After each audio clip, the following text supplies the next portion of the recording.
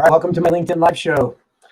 Another show that I'm doing about single-family rental space, the housing market, and just life in general. And I've been doing a lot of these shows. It's been working out really well. So I'm going to keep things going. If you have any questions, please feel free to comment below, whether you're watching this on a replay or you're watching this live. The purpose of the show is to just shed light on the single-family rental space, investing into single-family rentals, and really kind of peel back some of the noise that's happening in the housing market these days. One of the things we're going to be talking about today is millennial migrations. We're also going to talk a little bit about the CoreLogic report that came out today, showing that home price growth has stabilized after it was kind of easing for a year or so. And what that really means is the market's still strong. Home price appreciation the last year was about 3.4%, which is perfect. And then going forward, the prediction is that home price appreciation nationally will, between now and June of 2020, will be about 5.2%.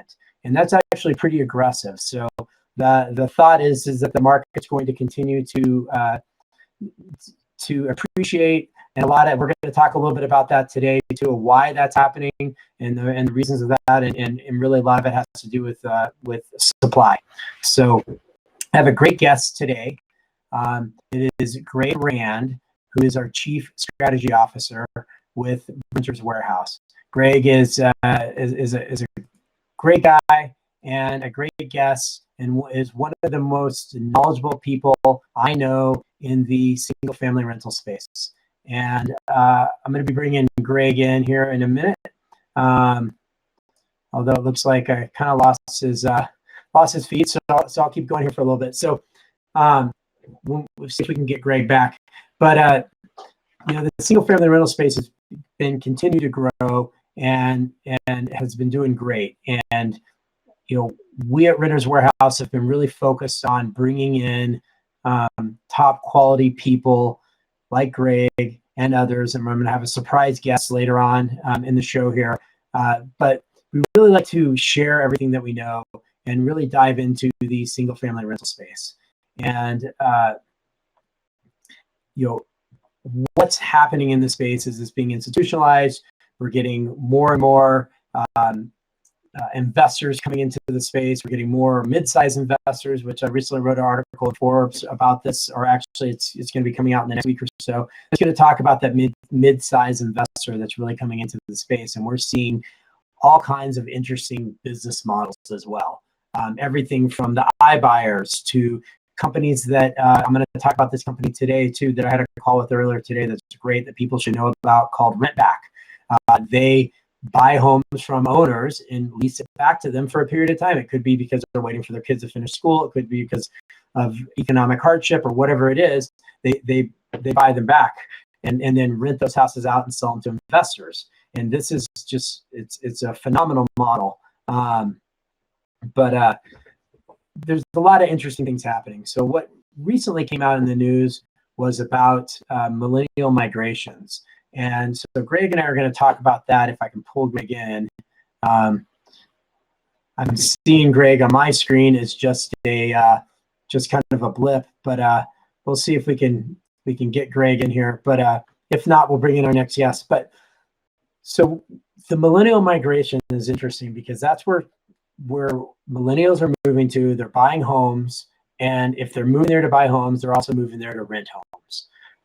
And because of some of the market dynamics that are happening right now, the millennials are moving to a lot of places and a lot of areas that have great growth, great job opportunities, that are affordable, and they're not necessarily the top markets you would always think of. And so that's what's great, is when you start looking at those top 25 markets, it gets really interesting. So we're having some issues with getting Greg in. So I'm going to probably bring in Dan Reedy, who is a new team member with Renters Warehouse. I think I can say that. But I'm going to bring in Dan, and Dan is very knowledgeable about the market and very knowledgeable about what's going on in the real estate market, and had some interesting thoughts when I posted this on LinkedIn about the millennial migration. And so, Dan, are you there? I'm here. Can you hear me? Dan, I think your microphone might be muted. Okay, now I'm let's hearing look you. here. Oh, you got me? Okay. I got you. Good. How are you? Thanks for having me on. I'm good. And now I'm seeing Greg too. So I'm Hi, probably just Greg. going to bring all three of us in at once here because we had a few technical difficulties, which happens all the time. So I'm going to just bring Greg in and we're going to see how this goes. This will be the first time I've done three. Greg, Dan, excellent. So there you are, Greg. Can you hear me, Greg? What's up? Yeah, can you hear me? Yep, I'm not hearing you, Greg. So we may have to play around with that. So Dan, while Greg is figuring out his stuff, tell me, have you taken a look at this millennial migration? This millennial migration report at all? I have. I've looked at multiple things about the millennials, and some of the things I found. They say that 30% of the millennials in 2018 bought homes in the $300,000 and more price range. They're actually competing with baby boomers. It's part of the trend to see whether it's rentals or home buying, but they're looking for nicer, better neighborhoods, good schools, but nicer amenities, not necessarily big square footage, but they want the granite countertops and the stainless steel appliances, and they're doing a lot of research, a lot of online research. Yeah, and that's really interesting, and so that is something that is, what we're seeing too is that sometimes, and that brings up some affordability things well, because if the millennials are going after the higher end house from the beginning, and let's see, Greg, can you hear us now? I can hear you. Can you hear me? Anyway, so That's true. Can you hear Greg? Can you speak? I think he's got a bad connection. I can hear you. You can't hear me. Oh, now I can hear you. Good. I hear you, Greg. Okay. So that's something Awesome. Let's talk about really quick. So and then this is just anecdotal what I see, and I'm interested what you think, Dan and Greg. So millennials are moving to these markets. They're trying to buy higher end houses, which is causing some affordability issues where they're not buying in more of the entry level house that some people would like to buy, and so they're kind of competing with some of the baby boomers. But that's bringing a lot of opportunities for investors, because where those millennials are moving, investors are also very active in those areas because there's a need for housing overall. One thing that I've noticed is that the millennials, like a baby boomer like me, we moved into a 1970s built house, kind of like mom and dad had. A lot of the millennials are moving in either into older neighborhoods, like brick, neighborhoods, good where you can walk, or they're going more contemporary, newer, or they're taking that 1950s kind of ranch house, making it very contemporary, opening up walls, open spaces, and that kind of thing. The split entry from the 70s and 80s, those aren't really doing it for the millennials, from what I see. I agree too, Greg. What do you think? Can you hear me okay? I can hear you. Oh, wow. Awesome. It's funny. I have a different twist on millennials. It's funny how a couple of years ago, you'll recall that the surveys were showing they didn't want to own homes, right? And so a lot of people said this week, the reason why we're going to claim catastrophes on the way for the housing market is that millennials don't want to own homes. They're not going to want to own homes. They don't have any faith in the housing market, and they want to have the mobile lifestyle. And the first reaction I had to that was, wait, we already know that millennials are going to live to 100. We already know that millennials are taking longer to settle down, get married, et cetera, et cetera. We know they're ambitious. We know they're working hard, but they don't want to own homes. And it made a lot of sense to me that, like when I was that age, before I got married, my housing decisions were based upon how close the bars were so that I could walk home, right? And then 2 years later, I had a kid, and my concern was, where's the bus stop and where's the best schools? And I moved, all right? And so it always made sense to me that millennials, if they're in fact taking longer to settle down, they're just going to take a little bit longer to buy homes. So now that I hear this story, it makes immediate sense to me that if millennials are stepping in and skipping the entry-level homes, they're not going to want to own homes. It's because they've been earning and saving during all this time. So they took longer to settle down, but nobody ever said they took any longer to start their careers. So if they started their careers when they came out in the 20s, they've been working hard, they've been earning money, they've been saving money, but they're not buying their first house till they're 35 because now they're married. It makes sense they would leapfrog over the entry-level home because they were renting during entry-level age. And when their financial capability and when their lifestyle said it's time for us to own a home because we're going to have kids, et cetera, they bought the house they wanted, which is more expensive than what they could have gotten 6 years earlier. Now, do you think since they leapfrogged over that entry level, do you see a millennial staying in a property longer than, a lot of people are in, 3, 4, 5, 6, 7 years, then they're moving up into the next level, or depending on what's in their lifestyle. Do you see that millennial staying in that property a longer period of time? Well, you're going to love this, Dan. I'm now at the limit of how much I care what the millennials are going to do. This is as far into the conversation as I care to go. I'm interested in, I think it's really hilarious when they confuse everybody. I don't know if they're going to stay longer. I think if they're successful, they're going to, like when I hear people say everybody wants tiny houses, I'm like, where are these people that don't want to live in lavish houses? I think it's all BS. I think that yes, if I had to predict, millennials are going to move up the same way everybody else moves up when they can afford to. I love when people who can't afford a house say, I don't want a house, and they can afford a house. They go, I want a small house. Then the minute they can afford a bigger one, they buy a bigger one. I think they're just people, right? Like everybody else. And so, yeah, I can definitely see, and this is all based upon one man's intuition, I can definitely see that when they get into their 40s, they're going to be buying swank homes with awesome, great rooms and home theaters and all the stuff they say they don't want right now. That's a good point. I think right now it depends if you're talking about an entry level millennial and a millennial who's, it depends on what level. And now we're even talking about the next generation. I'm more interested in, and I think Greg and you guys are, is there a correlation between where millennials are going, and is there an opportunity for investors to go buy in these markets? I had this up a minute ago. I think I can pull it up again. It's the top 25 markets where millennials are moving. And millennials right now account for 42% of all home sales, all new home sales, or not new home sales, but any home sale right now. First-time home buyers, let me correct that because there's so many different data points. First-time home buyers, 42% of them are millennials, or all the home buyers. I'm not sure what the number is. I may be wrong there, so don't quote me on it. But you go through the markets, and it's the kind of the markets that we all know, the markets that that are kind of here and there, but then there's some interesting markets, right? So you've got Dallas, Seattle, Portland, Oregon is actually not a surprise to me whatsoever. But then you get into Columbia, South Carolina, Norfolk, Virginia, Charlotte, Colorado Springs, which is one that stands out. And Greg, we've talked about this a lot. I'm in Colorado. I'm in Denver. I'm not in Denver, but in the Denver area, it's unaffordable to buy for a first-time home buyer. I mean, you're looking at, you want to come in and you're a millennial, let's say, you're anybody, you might buy that first home, and it's $200,000? No, it's more like $400,000 or $500,000. People are flocking to Colorado Springs because of that. It's an hour and a half away.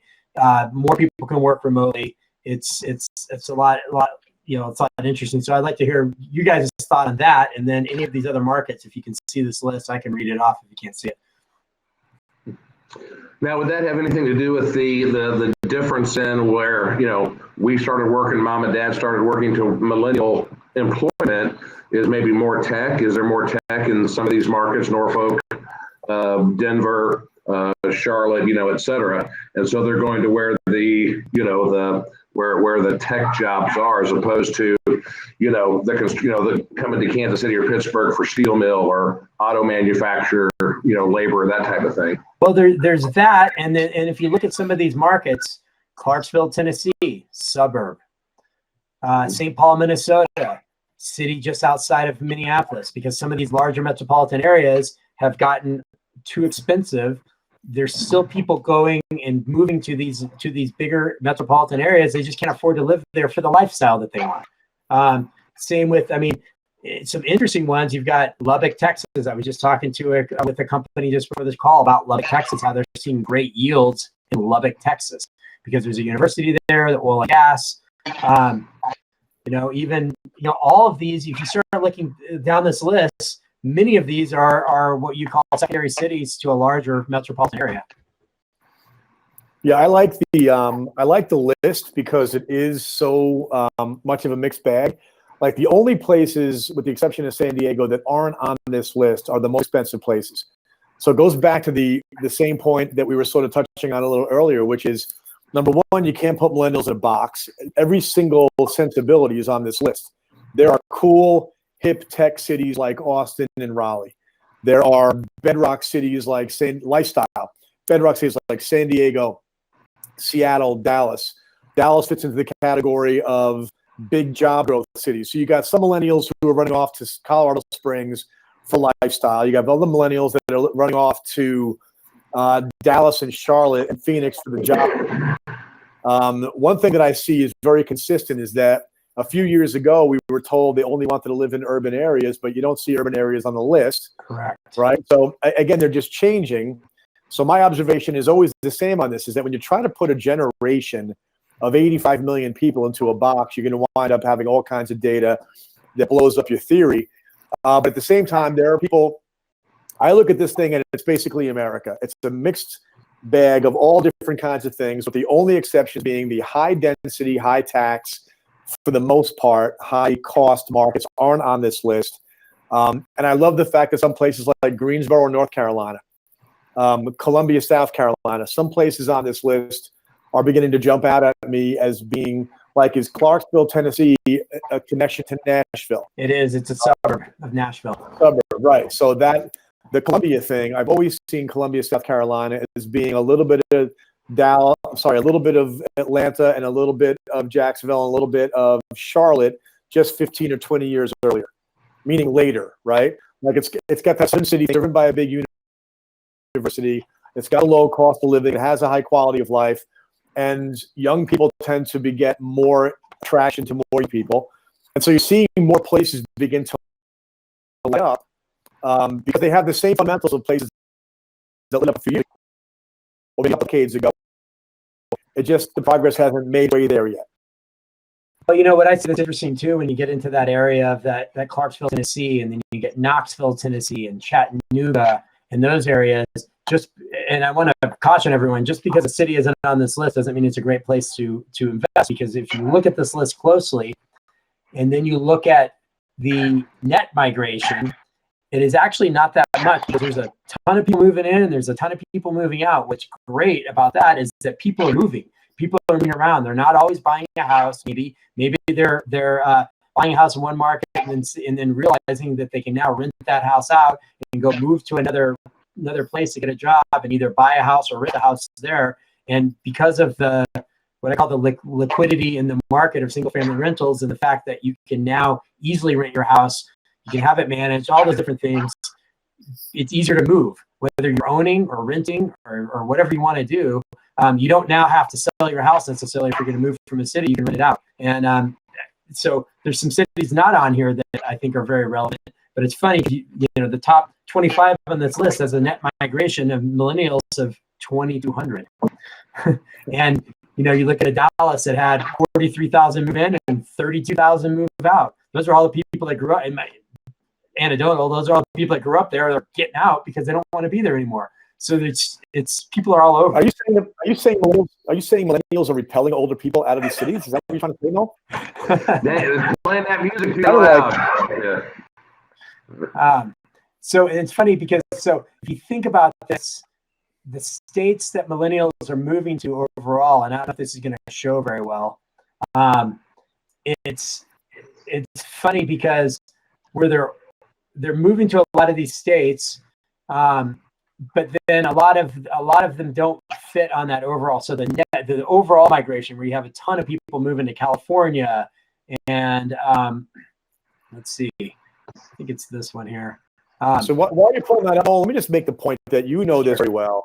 So Dan, that we spend so much of our energy trying to figure out where people are going and why. So where they're going now is a great predictor of what's going to attract them in the future. Not just the location, but the qualitative aspects of why they're going where they're going. We refer, like, my personal view and the technology that we built over here at renterswarehouse.com, and what we're trying to present is that the old adage of real estate investing, which is location, location, location, was never supposed to be taking a back seat to deals. But so much of the advice and the noise in real estate investing, the seminar TV shows, seem to want to focus on deals, and where you buy it is almost irrelevant if you can get a steal on it. Our view is,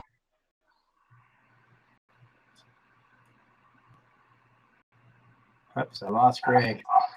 damn, that's a great point. Okay, you you're miss back, it? Greg. Yeah, Oh, no, I was getting rid of the Have charts you been because we're censored, Tim? Has he been censored? I just dropped the mic, dude. I hit the best point of my life, and I'm retiring, and you missed it. I was making the point that people watching, right place, right time, okay? Where you buy, if it's on the move and it's going to elevate, and it's all based upon population trends, people watching. Why are they going? If Dallas and Atlanta have been hot as a pistol for a long time, where are they coming from? Why are they going there? Where is another place that's like that hasn't popped yet? I've been asked that question. My answer was Oklahoma City. I've been asked the same question about Denver. My answer was Colorado Springs. I've been asked that question about Nashville. My answer was Chattanooga. I've been asked the question about Atlanta and Charlotte. My answer was Columbia. I'm happy a few of those actually showed up on the list here, but it's not rocket science. It's what attracted people last time around. And it's always quality of life, cost of living, job opportunities, climate, fundamentals like that. What causes that to happen? And if you do believe, as I do, that people really, human nature is what it is. People don't really change, even if it takes them longer to get to draw those conclusions and make life decisions in those directions. They're going to be going there. So what I'd be advising, what I'm doing with this information is saying, like, what do they like about, like, New Hampshire?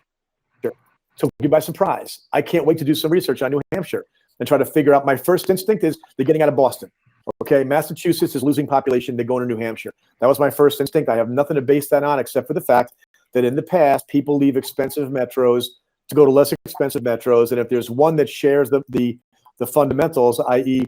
they're Patriot fans, so they're not leaving New England, but they want to go someplace they can buy an affordable house and still get to see their family and stuff. It's like hard data, figure out the people, use your common sense and your intuition about people to try to figure out what the reasons why they're doing things, and then try to get out ahead of that.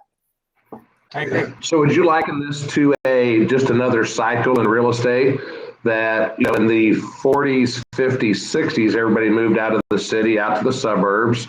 Then the inner city got hot again. And now is it just kind of that cycle and they're moving back out towards the suburbs, more affordable, more family oriented, as they grow up and get out of the downtown party scene, et cetera? So I don't necessarily think that, because I look at some cities like Chicago where the suburbs are actually suffering in certain areas.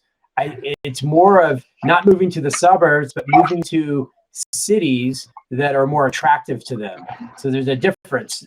There's a difference of moving to Clarksville, Tennessee, which actually has a city center in an area, or moving to Chattanooga, and they've opened up their arms to business. There's job opportunities. It's affordable. Than moving to the suburbs. Now, what'll happen in 10 years from now when a lot of these people hit, when they have kids and all that kind of stuff, no telling. But I'm not seeing it necessarily as a suburb thing, as moving to places that have opened themselves up for business and are affordable and have jobs. Good point. When I think about suburbs, I remember having grown up 40 years there. And then you move to a city like I did, Charlotte. One of the things that you understand is the cities is that there's the core. I remember, Dan remembers the Honeymooners, right? Absolutely. Ralph Cramden. He lived out in Queens, out in the country, right? Mm-hmm. Right. And then Long Island and Westchester County and New Jersey hadn't really even been developed yet. But you start to see this ring of population making its way out, and cities have a way of popping their outside perimeter when the companies start moving out of the core. And so when you see office buildings and big businesses start populating, corporate campuses start showing up within the 30 or 45-minute drive of the city center, that extends that metro area out. So that's one of the things that, like, that's why I looked at Colorado Springs as a no-brainer, because it's still, what is it, an hour away from Denver? It's about that, but it is everywhere in between. So a lot of people just say Colorado Springs. It's all that area in between, and it's interesting. It's right along the Front Range. It's beautiful. It's accessible to outdoors, and So there's a ton of companies there. Did businesses move out of Denver a third of the way to Colorado Springs and set up shop, corporate campuses, office building, parks like that? Well, yeah, they have. So that area between Denver and Boulder is jammed, right? I mean, it's literally a traffic jam. So now, and it's become somewhat very unaffordable. So places like Superior and Erie, where it used to be that's where people would go if they couldn't afford Boulder. Now it's you're 500 grand, 600,000 to get into a house there. So now it's just going south, like you say. It's like flowing water. People need to go places. There's jobs. They need to find a place to live that they can afford. And the Denver Tech Center is about 25 minutes south of Denver, and then Colorado Springs is another half hour past that, right? Right, something like that. That's the phenomenon I'm talking about. When so you look at a city developing and you see that there's a job extension. The jobs are usually in the middle. If the jobs start making their way out to the suburbs, you now have a further reach. So people in Colorado Springs can commute in a half hour to businesses that used to be located in Denver, right? So a company got a Denver, cheaper rent to the Denver Tech Center. If people haven't seen that, just picture 96 glass office buildings in the middle of the suburb. The same thing happened with, what's the name of that town outside of Buckhead, out of Atlanta, right? Buckhead extended the reach of the Atlanta suburbs by creating a big corporate center that's really nice. And all of a sudden, these communities outside of Atlanta, away from Buckhead, are now commutable to Buckhead because Atlanta businesses relocated to Buckhead. It's kind of a two-step process. I agree with that 100%. I was going to pull up Colorado Springs here on a screen share in a minute, but so yeah, we're all over the country, and there's some of the metropolitan areas have become unaffordable for different reasons, because it's bloated government or pensions or whatever. Like Chicago's a prime example, so we don't want to get too deep into that. But the fact is that there's what we're seeing is that we're seeing investors now buying rentals in those properties. We're seeing opportunities for investors to buy rentals in those properties all over the country, and it's no longer just this top market. It's everywhere because of the efficiencies that are in the marketplace. And like Kansas City is an example. That's where Dan's from, and it's true that here's the thing: it's always been everywhere. The institutional SFR trend designated the first top 15 or 20 cities as the ones that were really back the most obvious. I don't want to take away credit from them for identifying that, but the ones that now that you see the pattern: Dallas, Houston, Austin, Chicago, Chicago was, but all those big southern cities where the cost of living is low and the climate's great and the jobs are moving. But Kansas City has always been a major investment, but it really hasn't attracted that much attention. Dan, you know a ton about it. What is the goal that people are starting to discover in Kansas City? Well, the beauty of Kansas City, number one, is the stability. So when the big crash happened, we didn't drop 20%. We dropped a few percent. When we have massive appreciation, we don't gain 15 or 20%. We gain 5%. But instead of the country, our unemployment rate's low because we have all the manufacturing. We're the second largest railhead in the nation. The NAFTA trade route from Mexico to Canada goes right through Kansas City. Interesting. Massive Fortune 500 companies. And again, a lot of manufacturing. We've got Ford and General Motors building cars, Hallmark cards.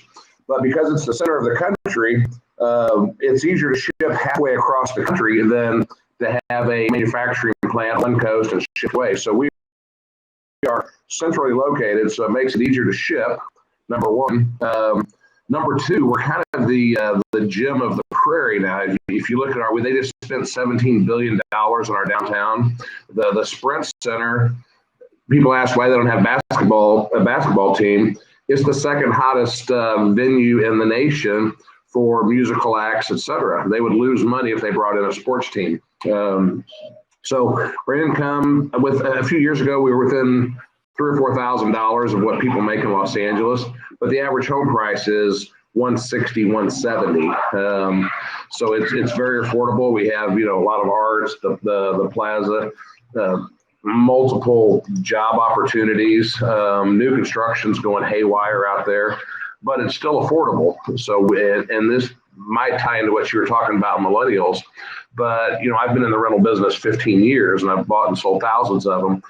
But I'm starting to see a trend now where mostly what we invested in were $700-800. If we had $1,000 a month rental, boy, that was a big one.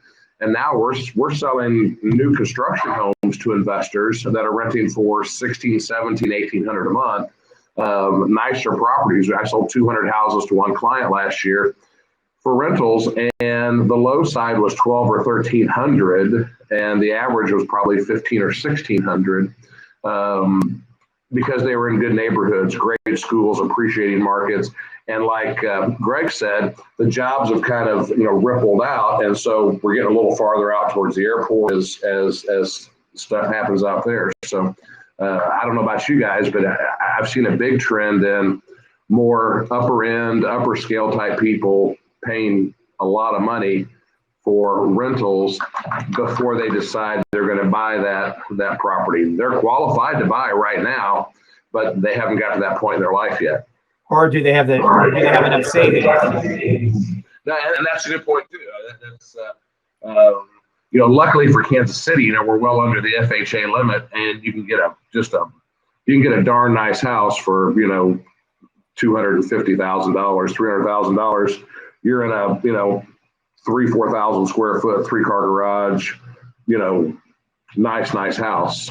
And so that's one of the things that helps keep our market stable is you don't have to have a lot of down payment. But I think a lot of it is just that transitioning into, we want to be somewhere nice. We don't necessarily want to commit to owning yet, but now we like this property, and these are people that when they move, they'll move into that. They might move into the house next door or the house in the same subdivision and become homeowners. Yeah, so that's interesting. Since you are the resident expert in Kansas City right now, tell me a little bit more. And I kind of want to, can you guys hear me? My sound's a little weird. Sounds good here. Okay, it sounds good there. Okay, good. So, Dan, when you sold these houses before in Kansas City, tell me a little bit about your process, and then tell me why you're where you are at right now. Well, the process for me is making sure that I know what the investor is trying to accomplish, making sure that their expectations are reasonable, and then trying to match them with the right investment product. Sometimes the investor comes out of a seminar and they've drank the bathwater. They're like, we want to buy 5 of these right now because we're going to be rich.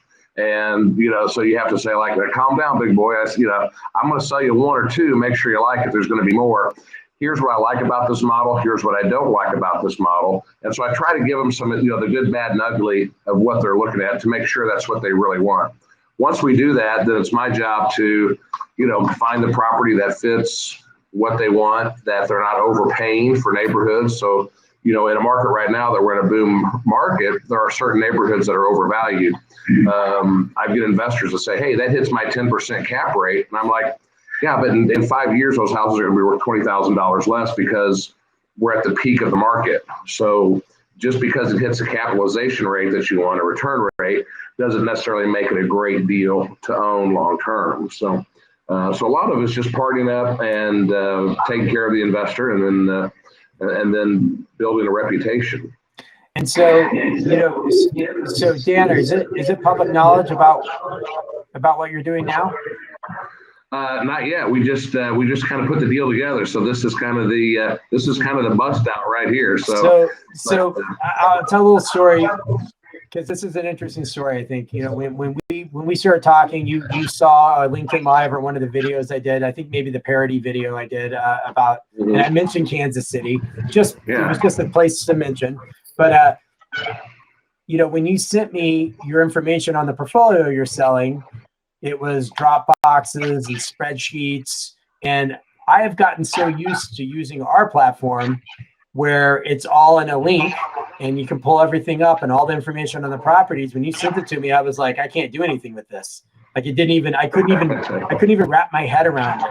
And I would be interested to know and to hear from you, what made you make this choice? Like, why are you doing, why'd you, and so everybody doesn't know, Dan is now, I don't know if it's official, but Dan is coming over to Renter's Warehouse, and we're really excited about this. But I'd like to hear about. Well, just to give you a little background, like I said, I've bought and sold, 2,000 or 3,000 properties in the last 15 years. In 2018, I was the #1 agent in the state of Missouri. I was the number 57 agent in the whole United States in transactions, not just for my company, but in total, according to the Wall Street Journal. So, but my background is investing, investors, et cetera. I've got opportunity to go anywhere that I want. I've been following you guys, watching your podcast, looking at your website, and have been really interested in the business model, wanted to learn more about it. So as I see, guys like you come on and start doing this marketing on LinkedIn, talking about the same stuff I was doing radio shows on about 10 years ago, when I see you change your website and where you can go literally into any market and type in what ROI you want, bedrooms and baths and a price range, and it's going to pull those houses off the MLS and show you a general return on investment. So it makes the investor's job easier, and you can look better. Your technology is amazing, and you guys are very investor focused. But I owned a property management company. We managed 500 doors. So I'm very familiar. You're doing what I was doing 10 years ago, but you guys your technology is way ahead. You're scaling this. This is I'm honored and excited to be a part of this organization, because I think that if the guy's going to be looking for investment property anywhere, this is truly kind of the one. You want to buy in Memphis or Nashville or, North Carolina or Kansas City, just go to the Renter's Warehouse website. Okay. And I'm walking through your call center. It's my first time at headquarters, but I mean, you guys got some talented people here, taking the calls, making sure and getting stuff passed out to the people that know what they're doing. So, you guys are still growing and building your model. So, I think you got great things coming. And I think, what's interesting, that our story, Dan, you and I have a very similar story. We used to work with institutional investors back in the day. I mean, I was in Chicago. And we have Greg back now, hopefully. So I was in Chicago working with these institutional funds, and I was dealing with, our biggest technology was that we could share something in a Google Doc, and we could, but I maxed out Google Docs when we got to like 7,000 homes underwritten, and we wanted to save all the data and use it and look at it and see the trends, and we couldn't do it. And so we were doing it all, in a spreadsheet, and I had analysts that were underwriting homes, and we were getting them to the investors, and I was chasing these funds around and doing all this kind of stuff. And I would only dream of the technology that we have now then. Now, the great thing is that I haven't seen this type of activity in the single family rental space, investors wanting to buy, since that time. So the alignment is great. And this is a, kind of a shameless plug of, why agents who want to focus in this space, and if they've aligned themselves in the investor space, then they need to think about, have they aligned themselves with the right tools? Have they given them, do they have the right tools, and are they aligning themselves up with the right brokerage and the right firm to really make themselves more efficient? Because I can guarantee you, the way you were doing things 2 weeks ago and the way you're going to be doing things, you're going to be able to do more deals, because the information is just going to be so much easier. And a deal killer for a lot of buyers is friction. So they have a hard time figuring out how to analyze the portfolio and look at some basic numbers, and they just kind of go away. And so you miss a lot of that. You're able to cast a wider net. And so I think that it's just an awesome opportunity now for you and for anybody else. Absolutely. And you guys are, the whole package. So you're thinking about, that was my business model on a much smaller scale, but I wanted to be involved in property management because I don't want a third party upsetting my customer or not performing to affect my relationship with them. So you guys are doing the same thing. Your processes for your property management and how you screen, and what's your eviction rate? Less than 1%? that's not very common. If you're 10, I just did a posting about this just to see what people would say. I did a small posting on Facebook about if you have a tenant that falls out in the first 2 or 3 months, do you have to pay another placement fee? Well, I already know that with Renters Warehouse, you do not. Okay. The feedback on Facebook was like, most of them were like, well, yeah, that's just, they just expect to have to pay twice, even if the property management put a bum in, And so you guys are supporting investors from all sides, which there's nobody else doing that. Absolutely. Greg, let's hear your thoughts. Well, obviously, we're excited to have a top 50 guy. Can you hear me? Yeah, I can hear you now. Okay. A lot of people in the real estate business participated in the SFR gold rush over the last 10 years, right? And so some people who watch this might say, yeah, that was me. Like they got their piece of Invitation Homes or American Homes for Rent or Colony or Waypoint or Tricon or American Residential Properties or Silver Bay or First Key, and they found themselves going from making $75,000 a year to $375,000, and they loved it because they had become a B2B agent, right?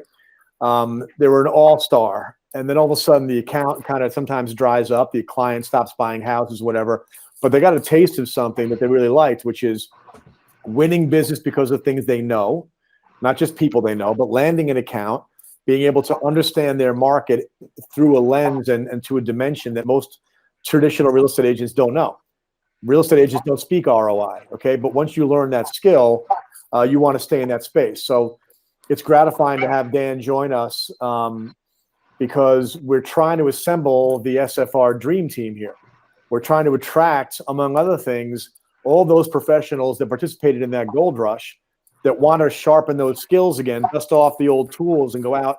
And instead of serving one account, right now, Noel, you sold thousands of houses to REITs. Own America sold thousands of houses to REITs.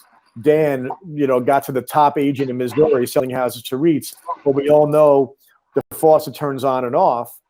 The way to build a business that is a legacy business is to attract those big clients, but also the millions of smaller investors out there that really don't have a home, and give them an experience like Dan talked about where, if you're a real estate investor who's doing the right thing, you want to accumulate a rental portfolio over time, buy one now, buy another one in 2 years, another one 2 years after that. You blink your eyes, you're in your late 50s, you have 15 houses, they're mostly paid off. You've won. You don't have to work anymore. You basically did it right? And you didn't do it with a stockbroker risk in your life. You are buying quality houses in, say, Kansas City, and they've gotten more valuable. They've generated income, and you've built something that's going to keep you solid through your last days, and then take your kids from there. You take care of your kids from there. But those people that never had real estate agents were trained and equipped to help them. They never had a real estate company on top of a property management company with a national footprint, a national brand, and they never had an internet portal with all the MLS listings, but with all those analytics and market fundamentals that help you make informed decisions.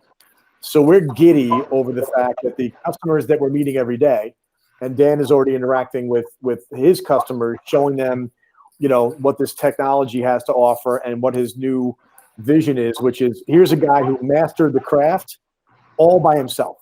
Right. Never had a support system, never had anything around his specialization. We know his business is going to double. We're going to make sure that it does. And there's going to be a lot of happy investors that have a man of his caliber servicing their account, because he handled the biggest accounts in the world, but now he can handle your account. If you're just a young person who wants to build a rental portfolio, you've got the #1 agent in Missouri looking to specialize in helping you. So it's pretty cool. Yeah, that's exciting. Probably 70% of my business is the guys that have 1, 2, 3, or 4. Those work with them a lot. So, and I appreciate the kind words. It's like I said, it's an honor to be a part of the team, and glad you guys brought me on.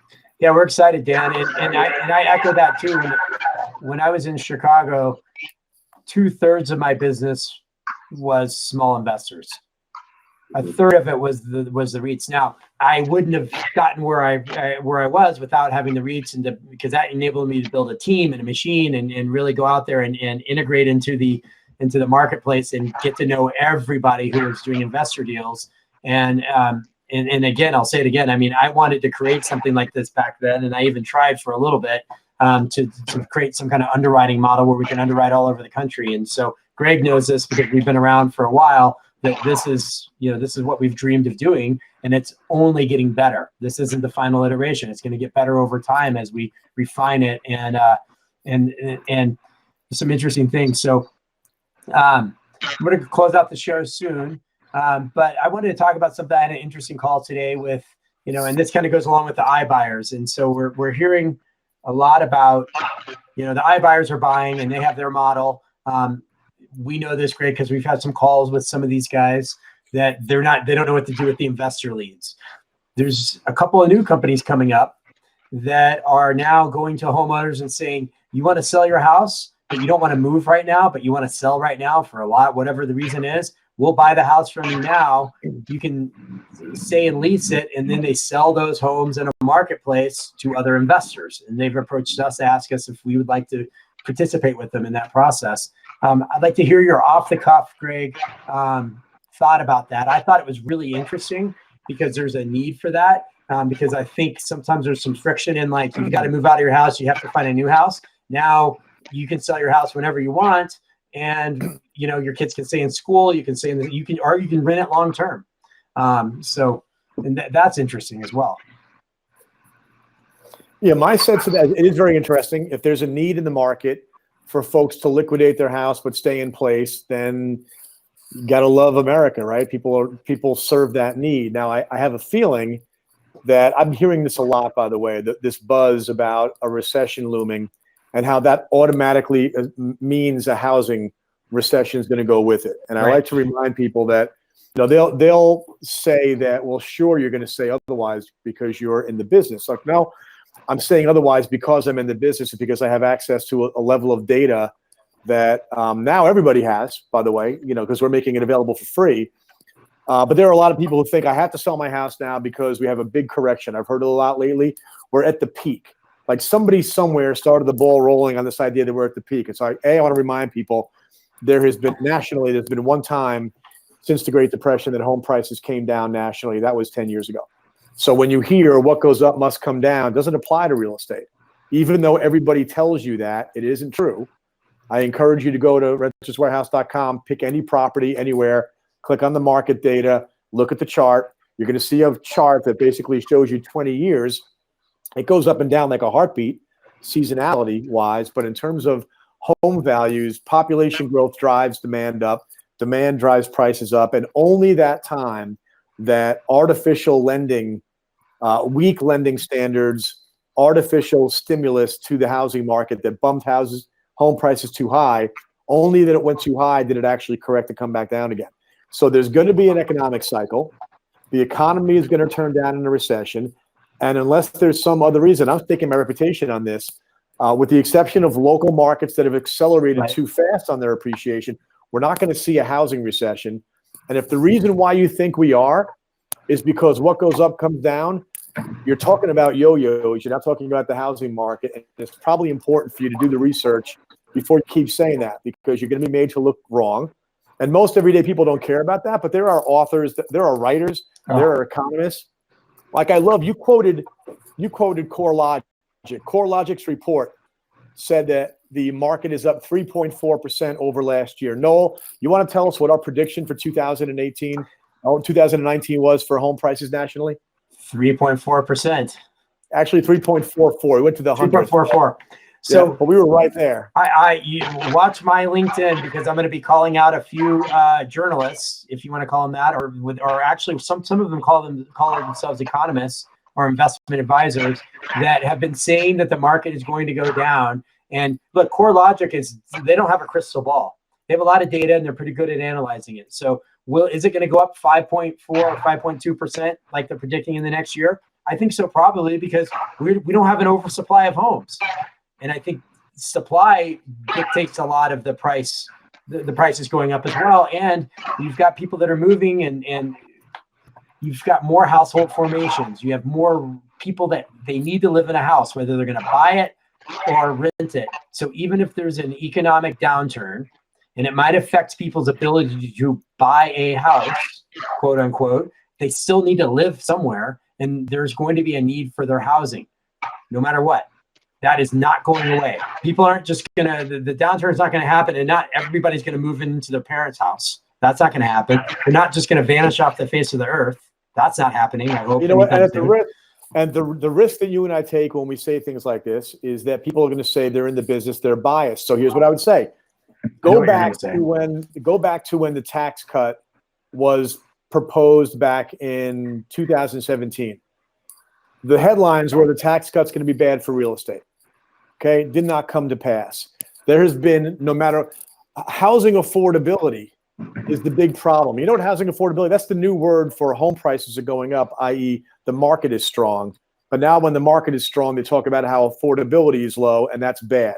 So the stock market goes up, that's good for the stock market. The housing market goes up, that's bad for affordability. There's a weird negative bias that is going to cause people, like I love the company that you just met who is selling their home and they're renting it back. I just feel bad in 2 years when they realize that it's probably 8 or 9% more valuable than when they sold it, because that is going to be the case. Correct. So that I agree with that. And the other thing is we're in the business of, look, if home prices went down, or the home, the housing market went down 10%, we would be very, very busy in what we're doing. Very busy. Our property management business would be off the charts. There would be all kinds of things happening. So we don't get out here and say this because we're trying to promote ourselves or our company, and we have this narrative we're trying to push. It is honest. We just want to be insight. right. We're on record. We want to be right. We're on record. Yeah. I'm predicting not the 5.2 the CoreLogic predicted. I'm predicting something in the low 4s. Yeah, I think that they're a makes little bit sense. too heavy on that. I agree. 5.2 is a little aggressive. So Dan, what are your thoughts on all that stuff? All what we just discussed? No, I think you're right. It's inventory is still low. It seems like last year was this huge boom, but this year, if you look at the numbers, inventory is lower, prices are higher. So it's I don't see it stopping anytime soon. You've got some new construction going on, but if you look at the economy, unemployment's the lowest it's ever been. You look at the unemployment rate in all aspects. People got money to spend. Okay, they want to live somewhere nice, so they're going to be buying houses. Yeah, and there's a lot of geopolitical factors that can start to affect the economy as a whole, and the world economy, the global economy, all those things. But I agree. I mean, I think that where people get off center when they read these reports and somebody interprets it and says home price appreciation declined 50%. Well, it went from 6 to 3, or it went from 5 to 2.5. So my favorite. Yeah, and so this happens all the time. And so just a public service announcement is, when you read a report, when you read an interpretation of the report, go to the source of the report. It's always listed in there, and read it. And read all of it. And read all of it. CoreLogic is not going to take things out of context. They put the data out there, and then a lot of people take it out of context, and we're going to see it. I haven't seen the articles on the current report that just came out, but I'm going to read them, and I know the people to look for, and I know the narrative they're pushing, and they're hoping that they're going to be right. We're not just hoping we're going to be right. We're wanting to prove that we're going to be right. Yeah, because we have been. Right. I'll tell you something. Here's what they're going to say. And by the way, I want to take the moment to issue, if you'd like to do a point counterpoint show where somebody who thinks that we're crazy wants to come and bring their data and debate, I will go on vacation for a month and do it every hour on the hour for that month. It's insane. And obviously it makes you upset because a lot of people make bad decisions based upon the fear that's fomented. Here's what you're going to read. I promise you this. When you go out looking for, if somebody does a search at the end of the week for a CoreLogic report, June home prices, you're going to see that increase in home prices spun as the affordability crisis is going to get worse in 2020. Right.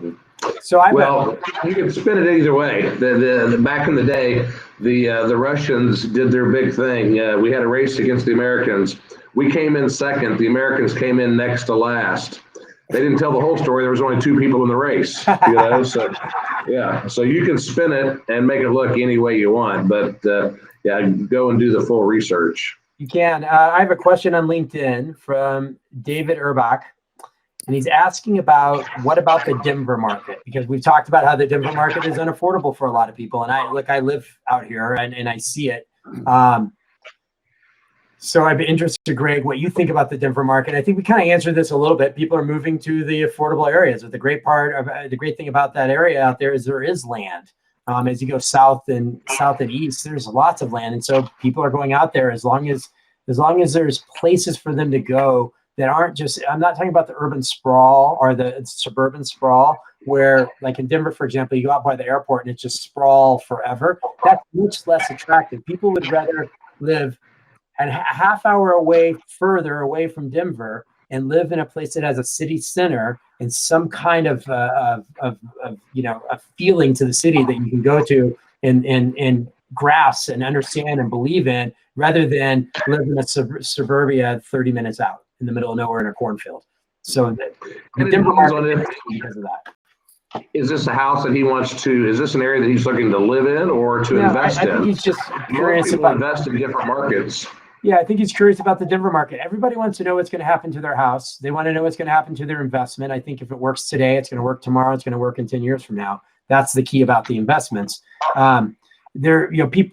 I think, in Greg, in both of you, I'd interested to hear this, and then we'll close out here pretty soon. But if you buy something today, and then the market, the values go down tomorrow, but you're investing.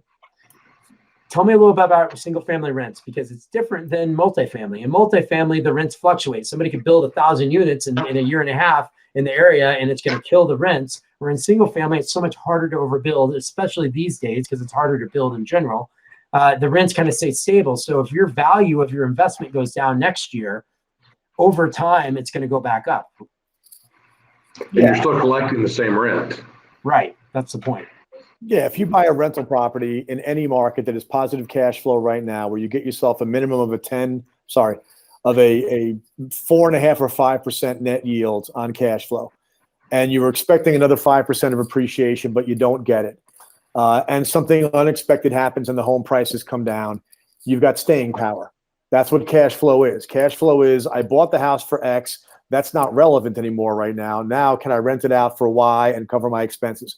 And rents don't plummet in places that are in demand. So my sense on Denver is it went from a growth stock to a blue chip in the last 5-6 years. Okay, Denver was driven by being a best kept secret somehow for a very long time. That the people who went there never left. They told their friends. The happiness meter is on 9 3/4 in that city. The quality of life, the lifestyle is unbelievable. They now have the cannabis industry setting up shop there, which is going to be a beast of an industry. Love it or hate it, doesn't matter to me. The fact is that there's going to be hundreds of thousands of jobs, businesses, and an entire entrepreneurial wave that's going to continue to take place in that city as a result of that. And I think societally, everyone's getting used to the idea that the cat's out of the bag, and so just get over it and embrace it. If you're against it, it's not the end of the world. But from an investment standpoint, you missed a big run. Okay, I missed a very big run on Google stock, Apple stock, and Amazon stock. Yet I've bought all three of them since the run, because in my book they became bedrock things to own. I think, no pun intended with the bedrock thing, but I think Denver is one of those cities that is so strong in terms of its appeal that if you own property there, you will definitely be happy for the long term. Yep. I agree. And there's another show in this. If somebody's investing, maybe if they can't afford the Denver market, the beauty of Renters Warehouse is you can go to the website with the use of leverage. You can maybe, instead of buying one Denver house for $500,000, you might be able to go to Kansas City or Huntsville or North Carolina, wherever you're at, and buy $350,000 houses that all have cash flow. And now you've taken your risk and evened it out over 3 properties. So if you've got all your assets tied up in one, something happens to one and you own 3 that are all positive cash flowing, you're okay. So anyway, I know that's a tough show, and there's a lot of opportunity there. That's what's great about the investing market now. And shameless plug is awesome, but it's you can now not worry about your geographic area where you live. And I know people so here's what's crazy. is that Denver, a lot of people talk about how it's not, the yields aren't there. I know people, I live in the mountains in Colorado, and there are people in the mountains in Colorado buying investment properties in Denver, as many as they can, because it is that bedrock blue chip, long-term investment. It's going to be great. But now you can, if you're especially if you're a new investor and you're looking in the market you're in and you're like, my God, this is insane. You can now go to these other markets and invest, and you can go to places, and there's marketplaces like ours where you can go and find investment properties, and there's others out there, and the friction is going away, the liquidity in the market now, and it goes on the other side is that if you have a property that you want to sell and you need to become more liquid, you have the ability to do that. Now, I think it would be a terrible idea to sell right now, but everybody has their own reasons why in certain situations. And now there is a place where you can go sell your investment property. And that liquidity in the marketplace is what's really going to set this asset class apart going forward. I mean, it's a game changer. Yeah, I think sometimes we get too tied up in a cap rate. So just a theoretical question. If I bought a property in Denver right now and my rate of return was negligible, it paid for itself, but I wasn't making a lot of money, what's my position 10 years from now?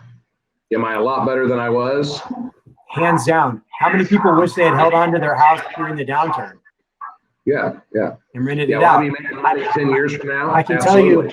tell you, we have about 12,000 owners who did that in our company, who are our clients, who held on to their house, and they were accidental landlords, and now they're intentional investors, and they have seen the light. So, any final comments, guys? No, I think this was fun. Thanks for having me on. Yeah, a lot of fun. I appreciate the opportunity to. Appreciate it, Greg. Oops.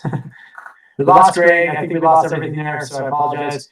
Thanks for watching the show. Really appreciate it. If you have any questions, feel free to reach out to us as a company, Renters Warehouse. Feel free to reach out to myself personally. I'm on LinkedIn all the time. That's kind of where I live and where I operate. And you can obviously reach out to Greg Rand, Dan Reedy in Kansas City, who is a guest on the show here. And we're really happy to do this. And I thought this was a great show.